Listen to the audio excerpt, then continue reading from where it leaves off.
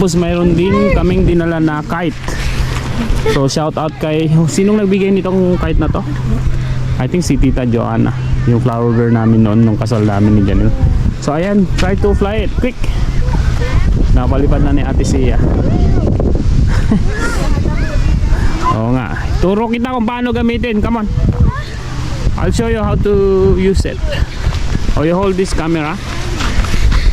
Tuturuan ko si Sia kung paano magpalipad ng saranggola. Kailangan mag-whistle ka ng ganito para tawagin mo yung wind. Walang gaanong wind ngayon eh. Hindi mo pa mapapalipad ng ganyan. Dapat may wind. So kailangan nating maghintay ng hangin na malakas para mapalipad natin. Wala pa. Tapos dito nakita nyo ang ganda ng paligid mga makulista. Bali ito na yung city. Nakikita nyo ayun yung Westfield. Tapos yung airport.